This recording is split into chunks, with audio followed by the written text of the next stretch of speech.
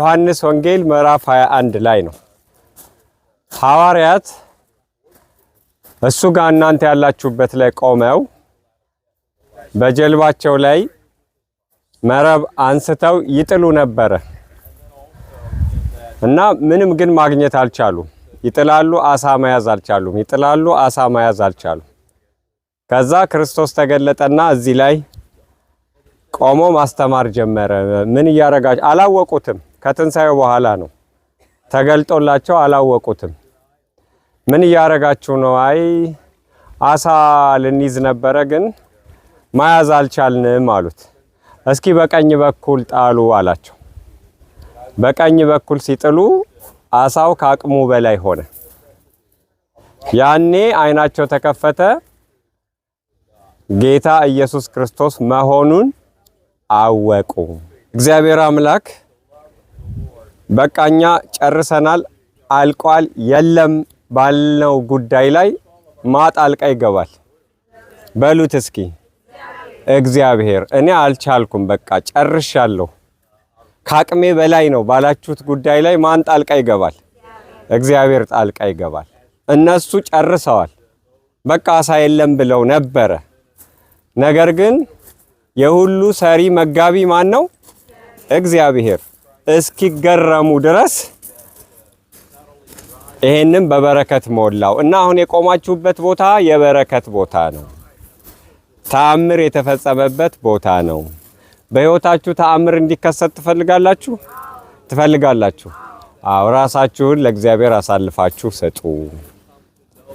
ራሳችሁን ለእግዚአብሔር ለኢየሱስ ክርስቶስ ለመድኃኒታችን አሳልፋችሁ ስጡ። ቃሉን ደግሞ ምን አርጉ? ስሙ። መስማት ብቻ ደግሞ ሳይሆን ማዳመጥ። መስማት ብዙ ሰው ይሰማል፣ ግን ማዳመጥ ነው ያልቻለው ሰው። እግዚአብሔር አዳማጭ ያርጋችሁ። ይሄ ታሪክ የተፈጸመበት ቦታ ላይ ነው አሁን የቆማችሁት። ትንሽ እግራችሁን ወደዛ ወደዚህ ያረጋችሁ ከበረከቱ ለመቋደስ እግዚአብሔር ይርዳችሁ።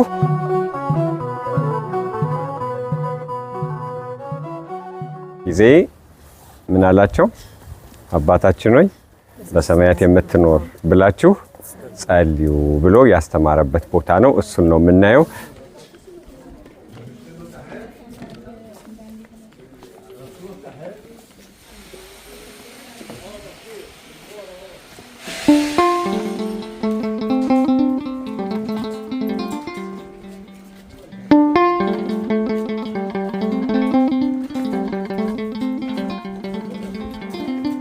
እንግዲህ መድኃኔዓለም ኢየሱስ ክርስቶስ እዚህ ውስጥ ነው። ቦታው ትክክለኛው ቦታ ይሄ ነው። እዚህ ነው። ሐዋርያት እዛ ነው ቁጭ ብለው የነበረው። በዚህ ሰዓት ነው ያንን ጥያቄ የጠየቁት። ምን አሉት? ብዙ ትምህርት አስተምረህናል፣ ብሉይ ኪዳንን ገልጠህ ተንትነህ ነግረህናል፣ አዲስ ኪዳንን ነግረህናል፣ አንተ የሕያው እግዚአብሔር ልጅ መሆንህን አስረድተህናል፣ የሰው ልጅ ነፃ ለማውጣት እንደመጣህ ነግረህናል፣ ቤዛችን ልትሆን እንደመጣህ ነግረህናል፣ መድኃኒታችን ልትሆን እንደመጣህ ነግረህናል። ይሄን ሁሉ ሰምተናል። ግን ምን አይነት ቋንቋ ነው ከአምላካችን ጋር የምንገናኝበት? እንዴት ብለን ነው መጸለይ ያለብን ብለው በጠየቁት ጊዜ ያኔ ነው እንግዲህ ምን አላቸው? አባታችን ሆይ የሚለውን ጸሎት ያስተማረበት ማለት ነው። ስለዚህ ይሄ ክርስቶስ በዛ ጊዜ ይሰማችኋል አይደል? ክርስቶስ በዛ ጊዜ ሲያስተምራቸው በዛ በነበረው ቋንቋ የተባለው ነው የአባታችን ሆይ ድምጽና እሱ ቀርጾ ስላስቀመጠው ያው ብዙ ቦታ የለም። በርግጥ ከሰጠን ይዘነው ብንሄድ ጥሩ ነው። ድምጹን ይሄ ነው ጸሎቱ። እንስማ።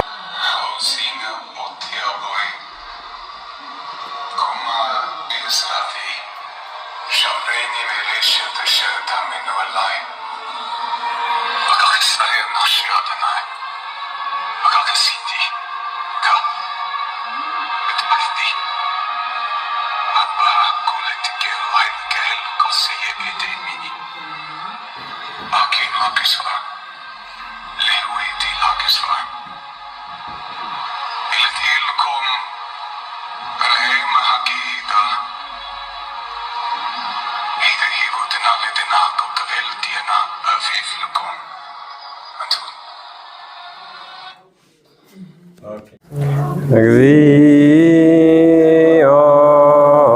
መሐረነ ክርስቶስ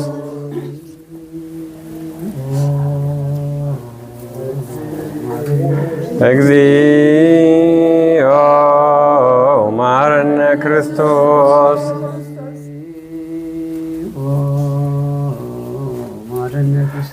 እግዚኦ መሐረነ ክርስቶስ ፈተናም አታግባን ከክፉ ሁሉ አድነን እንጂ መንግሥት ያንተ ናትና፣ ኃይል፣ ክብር፣ ምስጋና ለዘላለሙ አሜን። እመቤታችን ቅድስት ድንግል ማርያም ሆይ በመልአኩ በቅዱስ ገብርኤል ሰላምታ ሰላም እንልሻለን።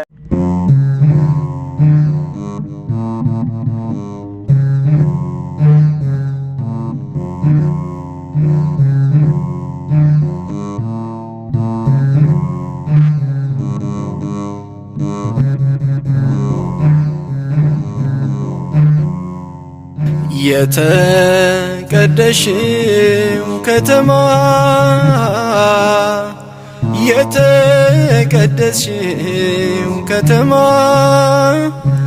ኢየሩሳሌም ሀገሬ ባንቺ ኖራለው ከብሬ ባንቺ ኖራለው ከብሬ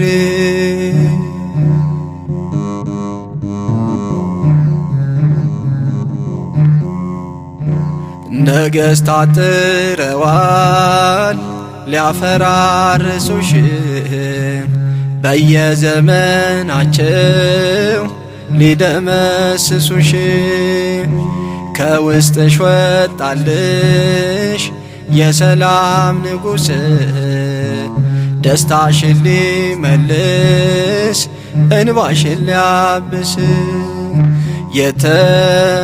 የተቀደስሽው ከተማ የተቀደስሽው ከተማ ኢየሩሳሌም ሀገሬ ባንቺ ኖራለው ከብሬ ባንቺ ኖራለው ከብሬ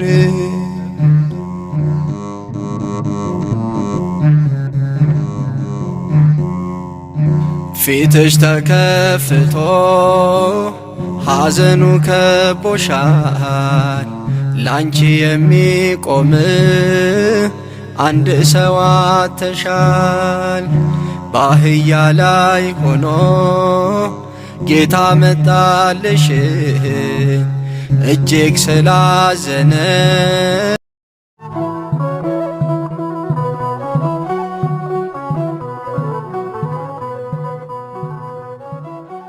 ይሄ እንግዲህ ቤቱ የእነ አልዓዛር የማርታና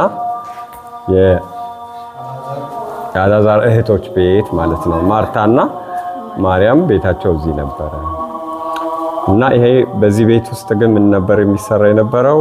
ወይንና ዘይት፣ የወይራ ዘይት ይጠመቅበት የነበረ ነው። እዚህ ውስጥ ፍሬው ይመጣና ይጨመቃል። ከዚህ ከፍሬው በኋላ እዛ ደግሞ በደንብ ታሽቶ ወይራ ዘይትም ወይንም ያወጡበት የነበረ ያ ጥንታዊ መንገዱ ይሄንን ይመስል እንደነበረ ነው። ቤታቸው እንግዲህ የነሱ ቤት ይሄ እንዲህ አይነት ተግባር ይሰራበት የነበረ ለመሆኑ የተቀመጠ ነው። ያው እስካሁን ያው እኛ እንድናየው ነው እነሱ እዚህ እንደዚህ አድርገው ያስቀመጡት ማለት ነው። እዛች ላይ ምን ወጣታለች? ቆይ ሰው ግን ለምንድን ነው የተበተነው? አንድ ላይ ይሄ መፍጫው ነው። ፍሬው የወይኑን ፍሬ የወይኑን ፍሬ የወይራውን ፍሬ ይመጣና እዚህ ይጨመቅ። ይሄ መጭመቂያ ነው። እንደዚህ ይደፋል። የማርታ ቤት ነው። የአልዓዛር እህቶች ማለት ነው። እና በእርግጥ ላይኛው አሁን ቤተክርስቲያን ከዚህ ቀጥሎ እዚሁ ማለት ነው ወደ ላይ ከፍ ብሎ እዛ ቦታ ላይ ክርስቶስ በመጣ ጊዜ እዛ ቁጭ ብሎ ማርያም ምን ታረግ ነበር? እስኪ ንገሩኝ። ማርታስ? ስለዚህ ይሄ እንግዲህ የማርታ ጓዳ የነበረ ነው። እዛ ላይ ቅድም ያልኩት ወይን እና የወይራ ዘይት ይመረትበት የነበረ ቦታ ነው። በጣም ጥንታዊ ነው። እጅግ የሚገርም ሞዛይክ ሆኖ የተሰራ ቤተክርስቲያን ነበረ። በእርግጥ ከዛ በኋላ ያው በቤዛንታይን ጊዜ እንደገና ታድሷል እንጂ ፈርሶ ነበር። ያው ፍርስራሽ እንዳለው ያስታውቃል አይደለ? እየጠገኑት ነው። አሁንም እላይም ወጥቼ ያየሁት እየተጠገነ ያለ ቦታ ነው። ስለዚህ መድኃኔዓለም ኢየሱስ ክርስቶስ በዚህ ስፍራ ላይ አንደኛ ብዙ በዚህ በቢታንያ ከተማ እዚህም ብዙ ስራ የሰራበት ነው። አንደኛ ቁጭ ብሎ ያስተማረበት፣ የሚቀጥለው ጊዜ አዲሱ ኪዳን እንዴት እንደሚሆን እሱ ለምን ዓላማ እንደመጣ ያስተማረበት፣ ደግሞም ለዛ ቤተሰብ መለኮታዊ ማንነቱን የገለጠበት። ፍጹም ሰው ፍጹም አምላክ ነው አይደል? ኢየሱስ ክርስቶስ በሰውነቱ ከነሱ ጋር ይበላ ይጠጣ ነበረ። በመለኮቱ ደግሞ ሙት ያስነሳ ነበረ። ይሄ እንግዲህ ተአምር የተገለጠበት ቦታ ነው። ይሄ አሁንም ጥንታዊነቱን እንደጠበቀ ነው። እግዚአብሔር ቃል ስጋ ከሆነ በኋላ በእርግጥ በኢትዮጵያ ኦርቶዶክስ ተዋሕዶ ቤተክርስቲያን ይሄ መለኮት ይሄ ስጋ ባህሪ ነው አይባልም። ሁለቱም በተዋህዶ ከብረዋልና ሰው ነው እንዳንለው መለኮትም ባህሪ አለው። መለኮት ነው ደግሞ እንዳንለው እንደ ሰው ይራመዳል፣ እንደ ሰው ይበላል፣ ይጠጣል። ስለዚህ እኛ ኢየሱስ ክርስቶስ ብለን ስንጠራ ከሁለት ባህሪ አንድ ባህሪ፣ ከሁለት አካል አንድ አካል ሆኖ በተዋህዶ የከበረ ነው። ስለዚህ ይሄን ተዋህዶ ኢየሱስ የሚባለው ስም ራሱ የተዋህዶ ስሙ ነው። አሁን ብዙ ጊዜ ኢየሱስ ጌታ ነው ይላል አይደል መጽሐፍ ቅዱስ። ለምንድን ነው ለብቻው ለይቶ ኢየሱስ ጌታ ነው የሚለውን እንድንመሰክር መጽሐፍ ቅዱስ የፈለገው? ኢየሱስ ጌታ ነው ብለህ በአፍህ ብትመሰክር በልብህ ብታምን ምን ትሆናለህ? ትድናለህ ይላል። በሌላ በኩል ደግሞ ስናየው በማቴዎስ ወንጌል እንደተጠቀሰው ጌታ ሆይ የሚለኝ ሁሉ የእግዚአብሔር መንግስትን አይወርስም ይላል። በዚህ በኩል ኢየሱስ ጌታ ነው ብለህ ብትመሰክር ትድናለህ ይላል አይደል? በዚህ በኩል ደግሞ ጌታ ሆይ የሚለኝ ሁሉ የእግዚአብሔር መንግስት አይወርስም ይላል። ምንድነው ይሄ ነገር ብለን መለየት አለብን አይደለ? አሁን እዚህ ውስጥ የምናገኘው ታላቁ ምስጢር ምንድነው? የኢየሱስ ጌትነት ምን አይነት ጌትነት ነው? ብዙ ሰዎች ኢየሱስ ጌታ ነው ይላሉ። አዎ ጌታ ነው። ምን አይነት ጌትነት ነው? በዮሐንስ ወንጌል ምዕራፍ 1 ላይ በመጀመሪያ ቃል ነበረ፣ ቃልም እግዚአብሔር ነበረ ይላል። ቃል ነው ስጋ የሆነው። ስለዚህ እግዚአብሔር በባህሪው ጌታ ነው። ወልድ ኢየሱስ ክርስቶስ ከመወለዱ በፊትም ከእግዚአብሔር በባህሪ የተወለደ የእግዚአብሔር የባህሪ ልጅ ነው፣ ጌታ ነው። እንድንመሰክር ግን የተፈለገው የኢየሱስን ጌትነት እንድንመሰክር የተፈለገው ይሄ እኔና እናንተ የለበስነው ስጋ በመለኮት ባህሪ ገንዘብነት ምክንያት ጌታ መሆኑን ነው። ይሄ ጌታ አልነበረም፣ በባህሪው ጌታ አይደለም፣ ፍጡር ነው፣ ስጋ ነው። ነገር ግን መድኃኔዓለም ኢየሱስ ክርስቶስ ከሁለት አካል አንድ አካል ከሁለት ባህሪ አንድ ባህሪ ሆኖ ቃል ስጋ በተዋህዶ ሲከብር ስጋ ምን ሆነ? አምላክ ሆነ። ተመልከቱ። እሱን እንድንመሰክር ከዚህ በፊት ጌትነት ያልነበረው ስጋ በቃል ገንዘብነት ምን ሆነ? ጌታ ሆነ። ይሄን ደግሞ ያለ ተዋህዶ መመስከር አይቻልም። በጣም ብዙ ሰዎች የተዋህዶን ምስጢር አይረዱትም። ተዋህዶ ኢየሱስ ጌታ ነው ስትል ይሄንን ምስጢር ይዛ ነው፣ ገብቷት ነው። ስለዚህ ማናቸውም ዝም ብለው ኢየሱስ ጌታ ነው ቢሉ ባህሪውን ጠባዩንና ግብሩን ሳያውቁት ልክ አይመጣም። እና ይሄ የተነገረበት ይሄ ትልቅ ምስጢር የታየበት ስፍራ ነው። በጣም ድንቅ ቦታ ነው። እግዚአብሔር አምላክ ይሄንን እንድናይ እንድንረግጥ ስላደረገን ክብር ምስጋና ይድረሰው። እኛንም በተዋህዶ ሃይማኖታችን ያጽናን። እሺ ይሄ ቦታው የመድኃኔዓለም ኢየሱስ ክርስቶስ በማርታና በማርያም ቤት የተገለጠበት ነው። ዛሬ ያው ቤተክርስቲያን ተሰርቶበታል።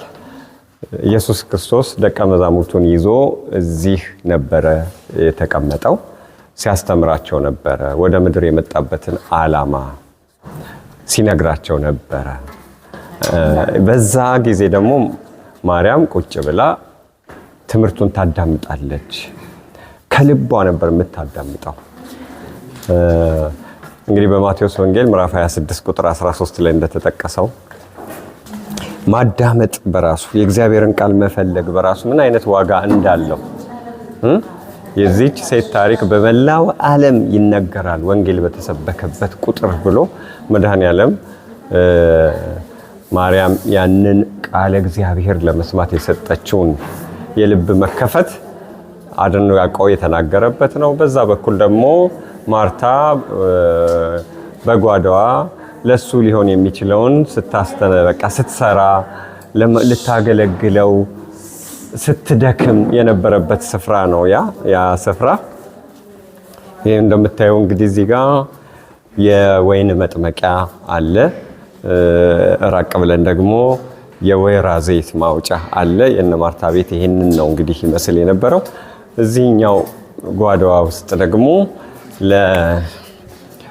ለመጡት በቤቷ ለመጡት ለደቀ መዛሙርቱና ለጌታ ለኢየሱስ ክርስቶስ የሚሆኑ ነገሮች ልታቀርብ ስትደክምበት የነበረው ቤቷ ውስጡ ይሄንን ነው እንግዲህ የሚመስለውና እዚህ የምናገኘው ታሪክ ይሄንን ነው። አለፍ ብለን ደግሞ ወንድማቸው አልዓዛር ሞቶ ነበረ፣ ተቀብሮም የነበረበት ቦታ አለ። ከዛ መድኃኔዓለም ኢየሱስ ክርስቶስ በአራተኛው ቀን መጥቶ ከሞት ያስነሳበት መለኮታዊ ተአምሩን የገለጠበት ስፍራም ነው ይሄ ስፍራና እጅግ በጣም አስደናቂ ነው። በጥንት ጊዜ በጣም በሚያምር ሁኔታ የተሰራ ሞዛይክ ነበረው ቤተክርስቲያኑ። ያው እንግዲህ ኢየሩሳሌም አንዴ ስትፈርስ አንዴ ስትስተካከል ይሄ የእስራኤል ታሪክ በሙሉ በርግጥ ይሄ አሁን ያለው ቢታንያ ውስጥ ነው ይሄ ታሪክ ያለው። ስትፈርስ አፍርሰውት ነበረ።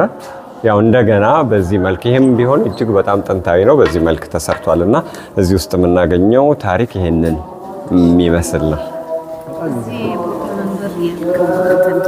መድኃኔዓለም ኢየሱስ ክርስቶስ መጥቶ ተአምሩን የገለጠበት ቦታ ነው ይሄ።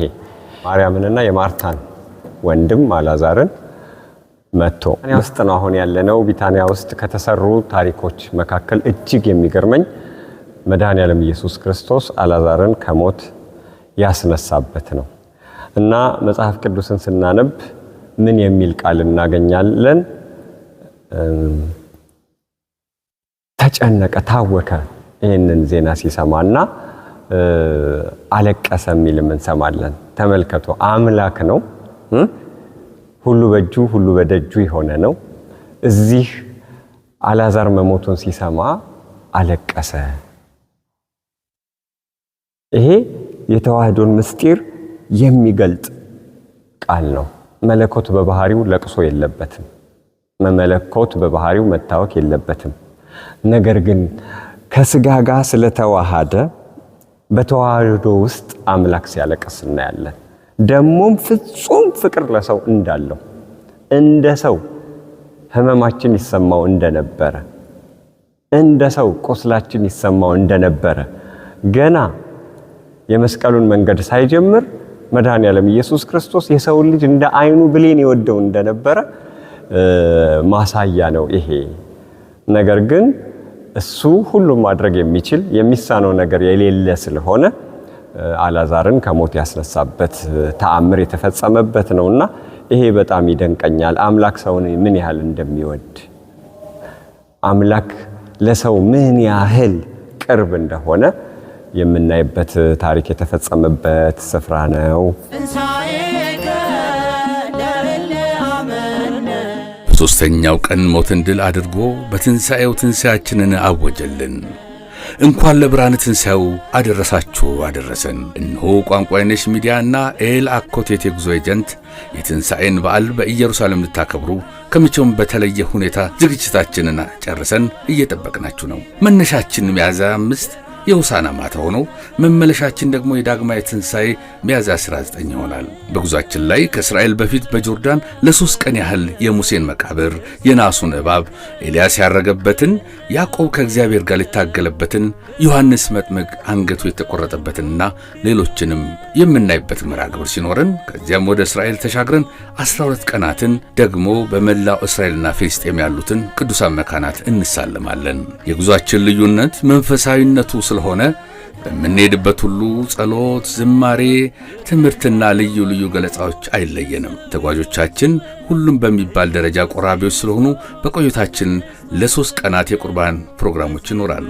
በውጭም ዓለም ያላችሁ ሁሉ እናንተም ራሳችሁ ካላችሁበት ሀገር መጥታችሁ አብራችሁን መሳለም እንዲሁም እናት አባቶቻችሁን ከኛ ጋር ይዘንላችሁ እንደምንመጣ ስንገልጽላችሁ በታላቅ ደስታ ነው። ልዩነታችን መንፈሳዊነታችን። ቋንቋ የነሽ ሚዲያና ኤል አኮቴት የጉዞ ኤጀንት። መልካም ትንሣኤ። የምህረቱን ዓመታት መቁጠር ጀመርን። ትንሣኤ